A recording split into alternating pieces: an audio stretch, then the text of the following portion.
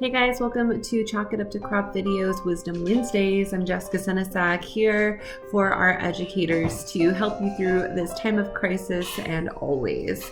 So today's video is taking place during the coronavirus outbreak. So those of you who are watching in the future, this is part of the topic because Chalk It Up to Crop is doing a lot to help our teachers. We're doing free lessons and sending out information to teachers to help you guys get through the rest of the school year all online. So today's video is going to be about FlipGrid and how you can use it to create video discussion posts for your students and get them interacting online.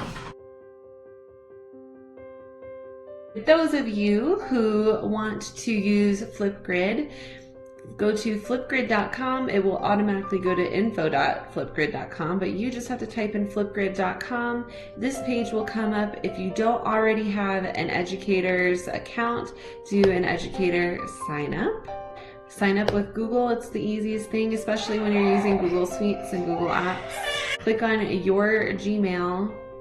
I already have one, so I don't get the questionnaire. So unfortunately, I can't walk you through that step by step. So grids are essentially your FlipGrid classroom. So if you want to add a new grid, just do that. Click that. So what you're going to do is type the name of your class here under Name Your Grid. Whether you're World History, English Language Arts, if you're any topic, it could be just your classroom for elementary, have your name. You can do any subject. Then you're going to click school email because this is going to be the easiest. If your students don't have a school email, but they now have Google Classroom, you can do public. So that way anybody who has your Flip code can access it. So school email would be using the domains from your school. So it would be, you could do @gmail.com, at your school's domain, and then that's what your students will have for their emails. But if you don't want to worry about all that, just do public, and the people that you share it with that have the link will be able to access it, but people outside the school's domain will be able to. If you want them to have a password that you put in there, so say you are sticking this into your Google Classroom, you can put any sort of password that you want. This is Senesac Rocks. There you go. You've got a password. It's on your Google Classroom, and so now they need both the Flip code and the password. That way it makes it a little bit more private and you can protect your students. You can share this through a link. You can share it to a Microsoft team, straight to Google Classroom, or on Remind. Share to Google Classroom, it'll instantly pop up. See how compatible these two things are. I'll stick it into my English 2 class that I randomly made on another video. Click the I right now if you're wondering how to set up a Google Classroom. We'll call that Create an Assignment, and we'll say FlipGrid for now. I'm not going to get too specific because I want you guys to see that you can use this for any type of assignment. So now that you've created your class, you can customize it. You can make it look cool by changing the initial picture by going into the edit button. So let it match your personality or your classroom topic.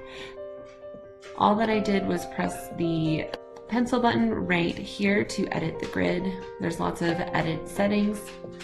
And then topics are essentially your different assignments. So every time you add a new topic, you can let it be about whatever that topic is. So this week, if you're doing Russian poetry, or you are talking about circumference, or you're talking about whatever your topic is, that is what your topic is going to be. So I'm going to do African literature, and I'm going to ask a question that and give them a specific amount of time to record the video. So how long do I want them to talk for?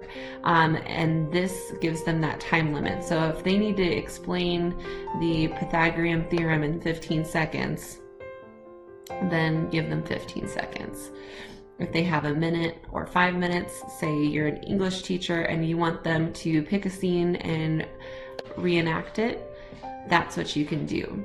So FlipGrid can be used for both discussion questions, or it could be for assignments where they're creating little videos, sketches, doing a podcast, a news scene, and you can allow them to do all kinds of things and add different stuff to your topic. So say that this has a lesson with it on Nearpod. We've done 2 videos on Nearpod. You can check out how to set that up for yourselves. So they would go to the Nearpod lesson, come back to the FlipGrid with the question, answer the question about, say it is all about African literature. So what is the purpose of a trickster's character? Trickster. Well, they need to learn it by going to a Nearpod or a Kahoot, or say you have a News ELA article you want them to read and answer the questions first. Now they have the information. You can add videos from YouTube. You can add videos that you've done. You can record a video with your own instructions. You can add emojis and GIFs and all that kind of stuff and make it look prettier and get them more engaged that way. I definitely recommend doing that. So if I clicked record a video and allow, it's now going to use the camera that looks at me. Hi guys. And then I'll say, let's record this video. All right, everybody, today you guys need to go into Nearpod, check out the information, do the activities in Nearpod, and then record a video on FlipGrid. I want you to tell me the purpose of the trickster characters in African literature. You have 2 minutes to discuss, so make sure you have references from the information you learned in Nearpod and explain your reasoning. Don't just give me a 1-sentence answer. I want details. All right, guys, thanks. So now they see your face. You can add different things to it. All right, everybody, today you guys need to go. It gives you a little preview. You can take a selfie and be silly. And then that's what they're gonna see when they go to this FlipGrid topic. So it'll upload, it takes a minute, and then you will have everything ready, and then you want to share that topic, 1 topic at a time on Google Classroom, just so that they can see, oh, this is what I need to work on today. It really helps them stay organized, and you just create that topic. And then instantly you have a link, you have a way to share on Google Classroom and these other apps. So now that you have your topic, this is what it's going to look like for your students. They'll scroll down, they'll press this green button to record their responses. As soon as they click it, it'll pop up with the camera. They can have fun, put text, they can put little emojis on there. I always require my students to keep their faces on camera because they'll try to cover it up with like a little emoji.